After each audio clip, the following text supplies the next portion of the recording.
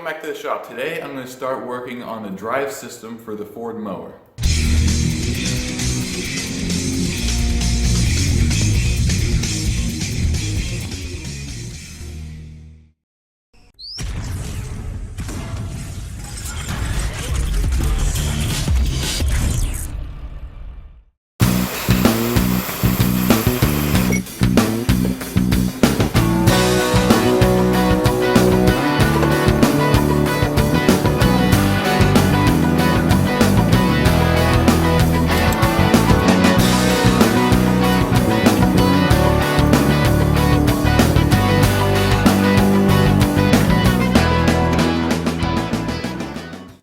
Okay, so I've got all the pulleys on right now.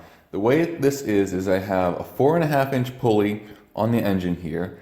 This goes to a 5.5-inch pulley, which is connected on the jack shaft to a 7-inch pulley, which then goes to a 5-inch pulley back there on the transaxle. Now that gives me an overall gear ratio from the engine to the transaxle of pretty much exactly 1-to-1. Which is what I was going for. The reason I went with the sizes I did was I wanted to make this one as big as possible to give as much surface area right on the engine for the belt to grab onto. Unfortunately, that's not too big because this mount for the front axle is pretty close there, so I couldn't get that big of a pulley onto here, but I think it should work. And I wanted this pulley to be big enough to space the belt wide enough to clear this steering linkage here, and just to give spacing for clutch pulleys and idler pulleys and all of that stuff. I didn't want the belt to be really close together because that would just make things complicated. So then once I figured out those two sizes from that, then I just kind of scaled the other two pulleys appropriately. And I think this will work pretty well. If I wanted to make this faster or slower, the easiest thing to do would just be to change this size pulley here, since there's lots of room around this one to make it bigger or smaller, whatever I want to do really. So that's why I chose the size pulleys I did. What I'm going to do now is start to work out the clutch setup, which is going to be somewhere right here.